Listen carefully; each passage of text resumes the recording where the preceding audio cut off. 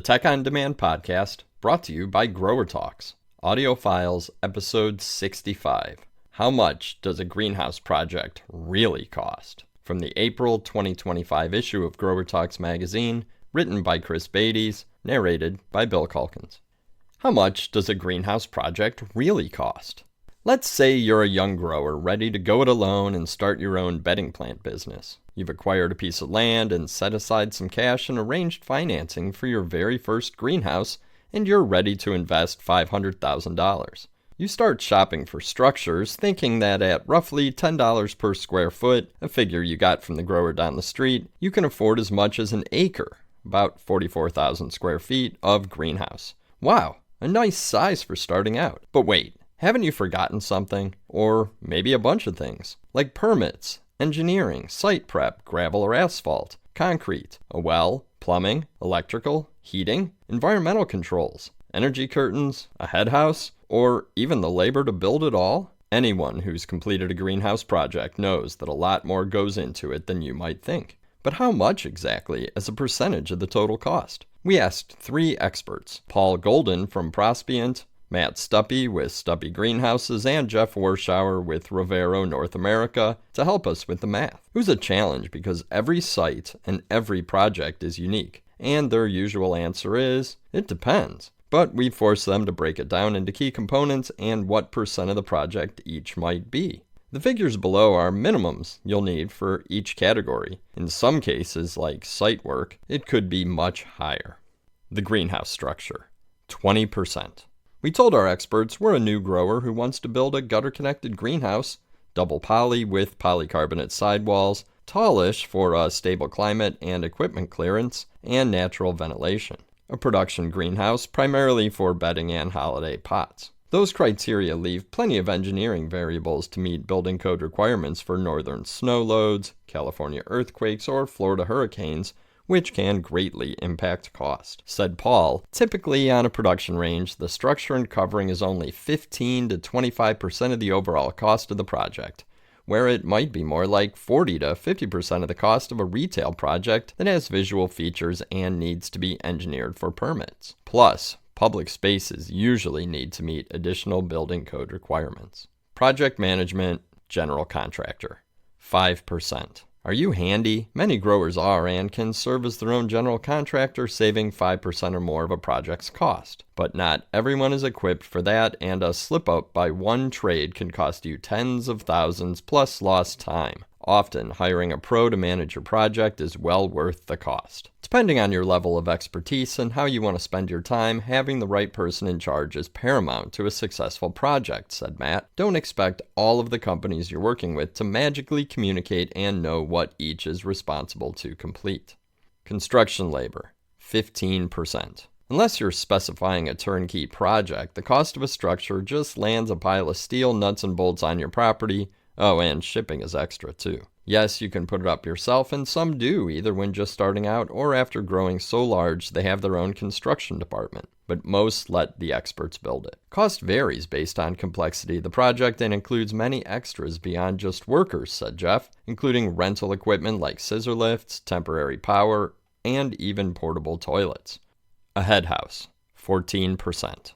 Can you operate without a head house, or production barn, as it's often called? Not for long. At the bare minimum, you'll want an office and weatherproof storage for inputs and chemicals. Matt said one rule of thumb for head house size versus greenhouse size is 10%, but Jeff said that no grower he's built a project for has ever been satisfied with the amount of head house space they have. They always want more. He suggests 25% of your greenhouse size, especially if you plan to expand in the future. Instead of a dedicated head house, one popular option is to allocate some greenhouse space as production area. Grow baskets overhead and fill pots underneath. Permits, engineering, soil tests, etc.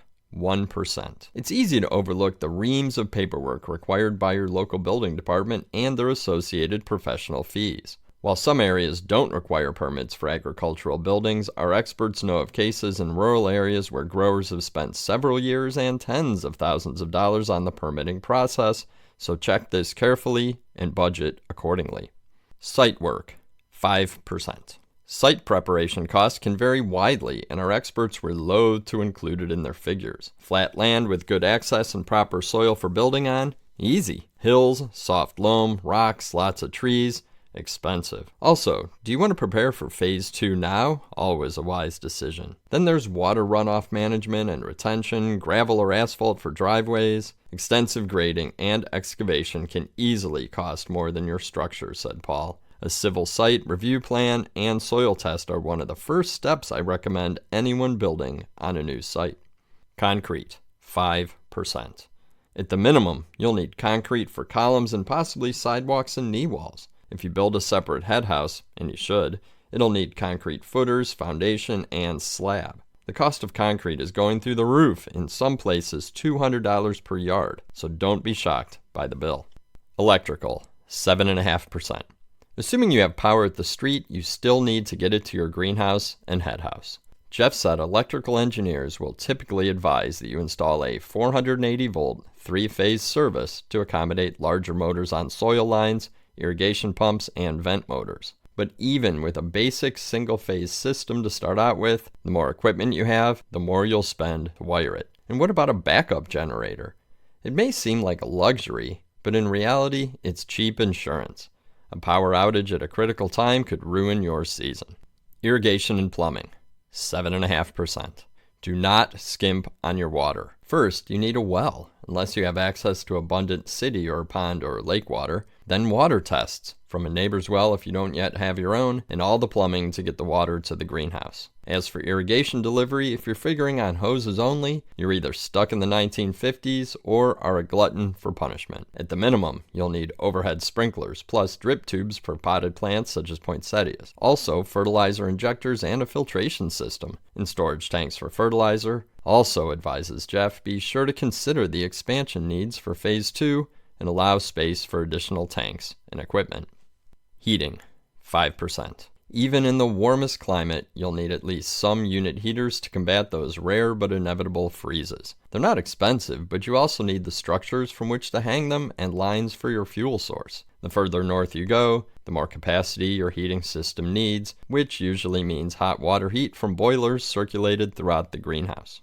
Equipment and growing systems, 15%. Possibly the biggest variable within the project is the equipment that goes inside your greenhouse. Benches, exhaust and HAF fans, shade or energy curtains, environmental controls, not to mention soil handling equipment, flat and pot fillers, and other labor and time-saving tools, which aren't necessarily part of this discussion, but which are helpful for running a profitable business. Even a low-tech greenhouse like a Quonset with unit heaters can potentially have 20 to 25% of its cost in equipment and growing systems, said Paul. In a high-tech produce or plug range, that number can grow to 40% or more. Now you can see that you really only have $100,000 to spend on the actual greenhouse structure.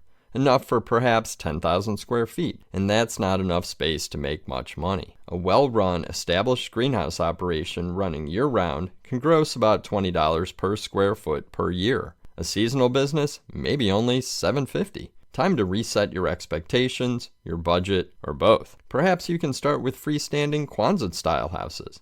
As Matt Stuppy advises, budget, budget, budget, plan, plan, plan. You want to finish the project and still have the personal energy and funds to start growing. And, most importantly, selling plants, he said. Doing your project the right way from the beginning pays in the short and long term. Taking shortcuts and going cheap often leads to unplanned expenses as the project progresses and your team starts crop production. And no matter what, think long term, he added. If you can't afford all the automation and growing systems in the beginning, make sure your design team has accounted for their addition in the future. The end. We hope you enjoyed this episode of Audio Files from the Tech on Demand podcast brought to you by Grower Talks. Please take a minute to leave us a positive review. It'll help us reach more greenhouse, garden center, and CEA professionals.